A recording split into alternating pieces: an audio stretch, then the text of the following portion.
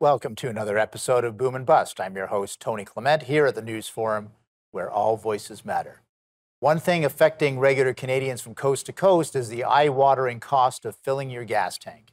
Here to help us understand is the Honourable Dan McTeague. He is a former member of Parliament and an expert on gas prices. He's the president of Canadians for Affordable Energy. Welcome to Boom and Bust. That's great to be here. Thanks, Tony. My pleasure. So, Dan, where are we right now with the world market and domestic prices? Just give us a tour about what's going on right now with when it comes to gas prices and oil prices. We'll start with gas prices. This time last year, average prices in Canada were about $1.30 a liter. This year, of course, pushing over $2 a liter. Now, of course, that may come down a little bit as a result of severe nervousness by many that we may be heading into a global recession, made possible by higher energy costs, made possible by inflation and the response by the Fed and other, other institutions, other central banks to the need to combat that inflation. But it looks like we're into very high sustained prices for the foreseeable future, both stateside and in Canada. The Canadian example is perhaps better known to all of us, not because we've experienced it, but because we've allowed a policy to develop in this nation that says no to fossil fuels, no to natural gas, no to oil, and therefore, to make sure that that happens, no to pipelines, and then regulation. All things you and I would have discussed over the years is probably improbable, but nevertheless implemented by the government. The world now finds itself short about 3 million barrels a day. Venezuela won't supply it. Iran can't supply it. Mexico can't supply it. The United States is 1.5 million barrels short. And of course, I don't think we want to ask Russia to do any more damage. So we're now in a very interesting position where the world is asking countries like Canada, with the third largest provable reserves in the world, could you spare us a couple of barrels or maybe a few cubic meters of natural gas? And the answer by Canadians' leadership, no. Well, the fact is, it's only hurting Canadians. It's driving up inflation, reducing the value of the Canadian dollar dramatically. When you were in Parliament and I was in Parliament, we always had the advantage of the petroloonie. We no longer have that. And so we have a very serious situation on our hands. And I'm going to unpack all of that. Don't you worry. But I do want to come back to one question. Why are prices so high right now? We hit these world prices before, and then gas was $1 a liter less expensive. So walk us through that again. Well, we had the petrodollar, of course, where every commodity in this country is priced in U.S. terms. Right now, it takes 130 pennies to buy U.S. dollars. So that means we've lost the equivalent of about a third of our purchase power. So that actually adds 36 cents a liter to the price of gasoline. And that is very much the policy and the fault of the federal government, not provinces or outside external forces. I mentioned earlier, we have a very large amount of reserve. We've chose not to deploy it or use it. Then we have taxes, carbon taxes. Now, 12.5 cents a liter in places like my province of Ontario, if you add the HST, and of course, other taxes have been introduced over the years. But the primary thrust of all of this is not a demand issue. It is very much a supply issue. And Canada, I can't be emphatic enough. Canada has refused to provide additional barrels to the world. It's embarrassing, actually, because I know that our ministers are heading to other countries around the world, especially Europeans, and they're scratching their heads saying, what's wrong with your country? Why won't you go down this road? And please don't follow us in terms of what we've done in terms of the trillions of dollars we've invested in renewables that don't work. Mm. And so you're saying this is an actual government of Canada policy to not it is very much keep it in the ground. It is the direct result of the Canadian government's position, supported by the NDP, supported by the Greens, and to a large extent, the Bloc Québécois especially, to say no, we don't need to produce this, and we want net zero. And no, we don't just want net zero, we just want absolute zero. And be very careful in terms of what I'm saying here. The government isn't going to stop and say, all right, because we can balance off, a carbon credit here or there and pay for it, and the public's going to wind up being poorer for this. We don't want any carbon produced in this country, and as a result, we've faulted ourselves. It is a government of Canada policy to destroy and get rid of the hydrocarbon sector, oil and gas. However, reality, I think, globally, internally, domestically, and price is speaking very differently than that language. And I think we're going to be looking at a rather tectonic shift in the public narrative in this country in the next several months. We're going to continue our discussion with Dan McTeague. He is the president of Canadians for Affordable Energy. We're going to come back after the break. There's lots to discuss. Please stay with us. We'll be right back.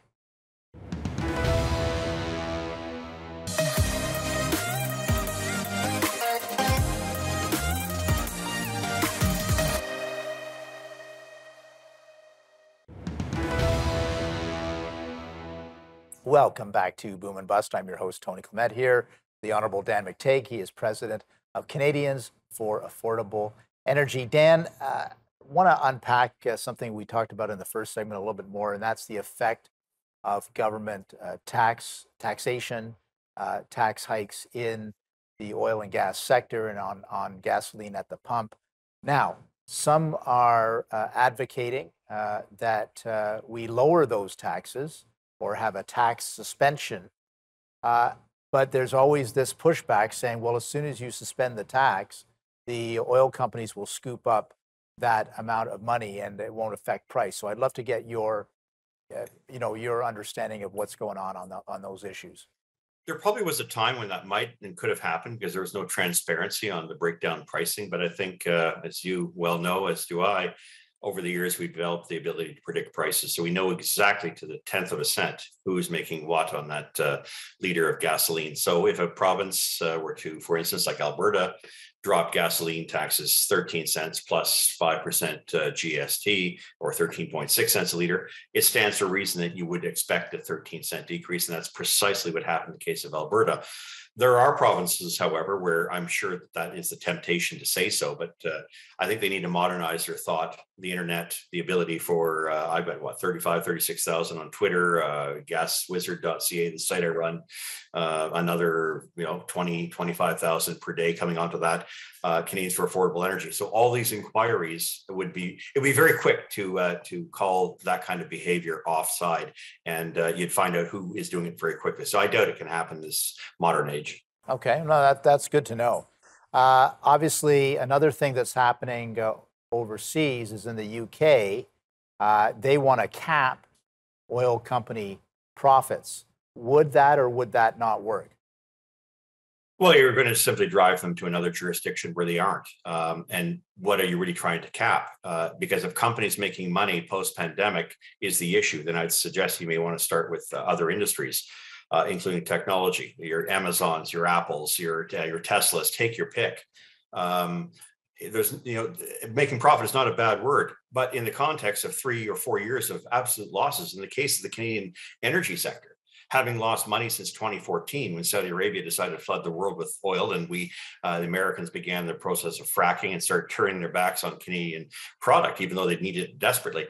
I don't think it's a very wise thing to do. And of course, you would simply drive out investments, what little is left in Canada. I just hope people know that if that were to happen, then how are you going to pay for your hospitals and your roads? Better yet, you're making 20, 30 billion bucks a year in net revenues from this government, all three levels of ordinance in this country. So I would say, good luck doing that. You would be cutting your nose off, literally, to spite your face. Now, you've recently written about the changes of attitude that you're seeing in the Canadian public. And I want to unpack this for a little while. Specifically, you've been writing about it, the province of Quebec, where Quebecers were notorious about not wanting more pipelines and opposing pipelines and really setting up a wall to make sure pipelines didn't happen in their territory. Tell us what you're seeing now. Well, a Léger poll conducted in May, and yes, for the Montreal Institute, came out something rather startling and revealing. There were over 2,000 people in Quebec were interviewed, and the numbers demonstrate that there has been a significant shift in public views, such that I think the idea that we can cancel pipelines, as Quebec took the position, and not allow pipelines to go through based on social license no longer exists. It appears society has changed, and therefore the license to build pipelines is very much at hand. The facts that came out were, of course, that 86% of people are concerned about the price, 76% concerned that taxes are driving that. And in the case of Montreal and Quebec, about 46 to 40 in favor of building pipelines coming from Western Canada through their province, whether it's terminated in Montreal or Quebec. The numbers were, rather insignificant, but it does demonstrate that there is a dramatic sea lane change in the way in which Quebec perceives hydrocarbons. It also is looking for more development of its hydrocarbons, its own natural gas. So there's opportunities there. We've always said Quebec doesn't want it. I think it's time to renew our thought and perhaps have a relook at that, because I think politicians and those saying what happened 5 and 10 years ago exists today are out of touch. We've got 30 seconds before the break. Do you think Francois Legault, the Premier of Quebec, will listen to that? I think he's pragmatic. I think he also is aware that $2.15 a liter is impossible, and electric vehicles aren't going to cut the mustard in the middle of winter. Remember, Hydro-Quebec borrows more energy from Ontario in the winter than it does any other jurisdiction. So you kind of need that. We have natural gas here. I think Quebec's starting to get real. We're going to return with our guest, Dan McTeague, after the break. Please stay with us. We'll be right back.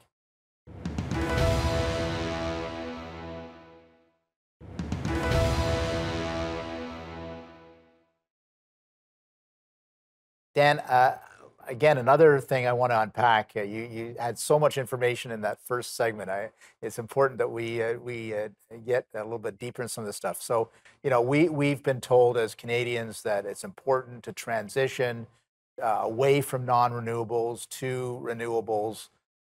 Do you see that actually happening, or tell us your assessment of where that project is?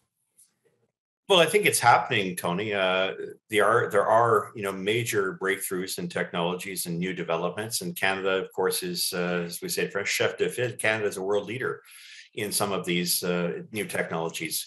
Now, of course, it's very much typical of the Canadian way that we don't celebrate them, but I would think that one of the major developments that we're seeing now isn't just in terms of sequestration, but also our ability to be responsible. In the sense, if everyone's using the test of environmental, social, and governance templates to prove the worthiness, current worthiness of an investment, then we've got the last two nailed down. The first one we're still working on. The emissions are coming down. I think this is important to understand, because people believe that the only way in which you're going to get this is for a bunch of politicians to get together and force companies to do that. Right. Look, it's going to happen. Jurisdictions like California are far more important than what the federal government can do. I think we have to avoid being trendy, but we also at the same time have to recognize that the world has alternatives, and the alternatives aren't as nice or as clean as Canada's. Are electric vehicles the future then, do you see? Okay, well, I'm bringing in my own bias, being a former public relations guy for Toyota Lexus. No, I don't think they are. I still think hybrid is good, proven technology, and there are other things that will go beyond electric vehicles. The reliability, scalability, affordability of EVs make them a tough sell. More importantly, if you start to look at more rigorous environmental scrutiny, when you consider who controls the rare earth minerals, who controls the processing by which we do these things, no, I think they're a dud. And when you look at them from a life cycle perspective, the fact that you can't even recycle batteries, they're more damaging to the environment than current efficient internal combustion engines. And it's not bias. I think it's proven fact. Yeah, no, that's an interesting point, because certainly when you look at it like from a holistic approach, there's a lot involved with the electric vehicles that does put a strain on the environment.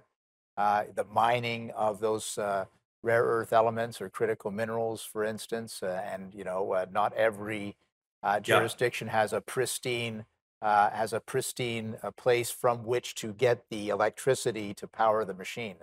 That's the kind of thing that you're concerned about.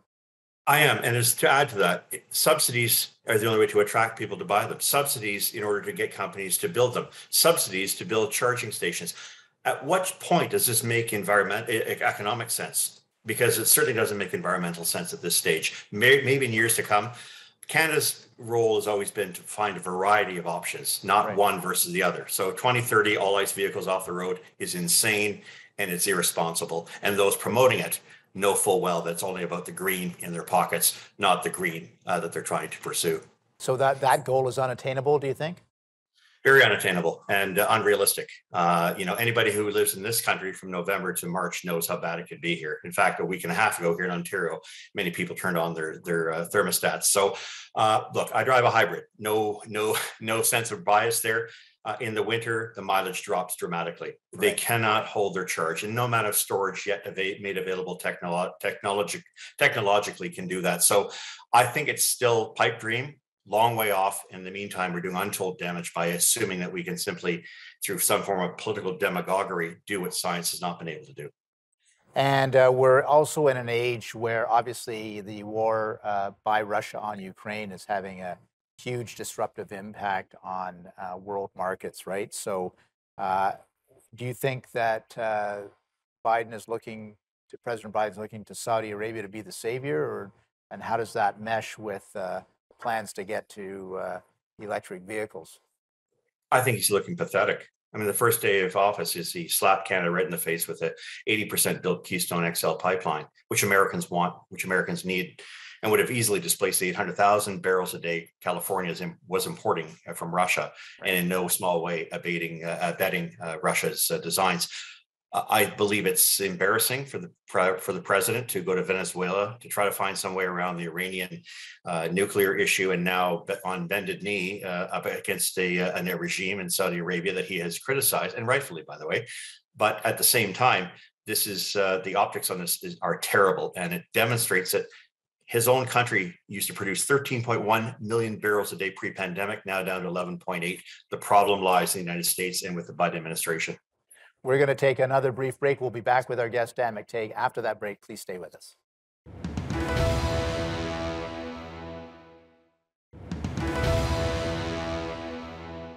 Welcome back to Boom and Bust. I'm your host, Tony Clement, here with Dan McTeague. He is a former member of Parliament. We sat in the House of Commons together, and now he is president of Canadians for Affordable Energy. Dan, I want to bring it back to Canada. We sort of went around the world a little bit there. But obviously, the current government seems to have its set of solutions. And I'd just like to provide you with the opportunity to say what you think is good and say what you think isn't so good in terms of their sets of solutions on the energy issues. I think they're throwing the baby out with the bathwater. I think they're completely detached from reality, and I think a growing number of Canadians realize that. I think we all want to aspire to a cleaner, brighter future, but to somehow take a mallet to the most important industry that provides not only clean energy, but also, most importantly, sustains our economy is absolutely mind-boggling and reckless. But that aside, I mean, you and I sat on opposite sides of the House. We may have had different different views on how to perceive this industry, but neither of us ever concluded that we should get rid of this industry. Quite to the contrary, it's going to be around for a long time. We need to nurture and support our energy sector. They're not friends of mine. As you know, I did battle with them many, many times, and they love the fact that I predict prices, denies them tens of millions of dollars every year. At the end of this, though, we need fossil fuels. We need hydrocarbons. It's the way of the future, like it or not. Yeah. Do you get a sense, we talked a little bit about the Quebec public opinion. Is that something that you sense in Ontario as well, that there's a turning of the mind on these kinds of issues? Well, I would have had a bit of a chuckle on this years ago and said, if Quebec starts to turn, so does Ontario. I knew that in 2011, when Quebec started to turn in favor of Jack Layton, I wound up without a job in 2011. But Ontario doesn't necessarily follow. But I think Ontarians have been, have been down this road before of green energy, and they see the doubling, the tripling, the price of the hydro. The same group of people around in 2010 who brought that terrible 20, 30 years of prohibitive prices, the province of Ontario having to take $6.5 billion in debt every year just to defray the cost of energy, knowing that these same people now run the show in Ottawa. I think people are starting to become rather displeased, and I think that's probably a very mild word. I would not for a second interpret what happened in the province of Ontario as being somehow detached from what is likely to happen in Ottawa, and I sense that even from my many friends, many of them liberals, who are sick and tired of this particular regime. Yeah, and the other one is, of course, Line 5. We've had a number of guests on my program here at Boom and Bust talking about Line 5, Yes. the Michigan underwater pipeline. And, if that were ever to be shut off by the Michigander governor, Yeah. people would notice that right away, wouldn't they? Well, if Dana Nessel and Governor Gretchen Whitmer get their way, yes. But I warned this was going to happen in 2016, 2017. People like the Canadian press didn't think it was a big deal. We're coming at this very late, and we tend to give the wrong signals. On the one hand, we're saying stop fossil fuels, but no, the Americans have to continue to supply us through their land the oil that we desperately need to keep our economy going: oil, propane, natural gas, et cetera. So I think we have to be very clear in our messaging, and we can't do that with a government that's basically said no more fossil fuels in the next 30 years. We've got just over a minute left. Since you're the great predictor, I've got to ask you, what are your predictions coming up? What do you see happening? It's going to be it's going to be more affordable for the next couple of weeks. But come July and August, look for us to break back through prices, average in Canada about $2.20 a litre. We're not out of this yet. We're not going to be out for a long period of time. Do you think that an increase in global supply is happening anytime soon? No, although I think there's an incentive for that to happen, but no one's got spare barrels.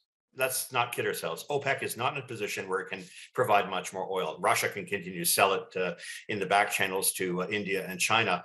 But the issue here, there are three main routes: OPEC to Asia, Russia to Europe, and the third one, which is the most vulnerable one, is North America, Canada, United States, and back and forth. Right. That relationship has been disrupted, and that's one of the main reasons why we're paying $110, $120 a barrel, not $50, $60 a barrel, which is where we should be if Canadians were allowed to build pipelines in this country. Dan McTeague, it's always a pleasure chatting with you. You always have a lot of insights. Thanks for joining Boom and Bust today, and keep doing what you're doing. It's very important for our country.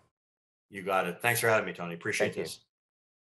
That was Dan McTeague, obviously an expert on gas prices at the pump and the oil market more generally around the world. Very interesting insights about what's wrong with Canadian oil and gas policy, energy policy, and what needs to be done. But I hope you enjoyed that, and thanks for watching again.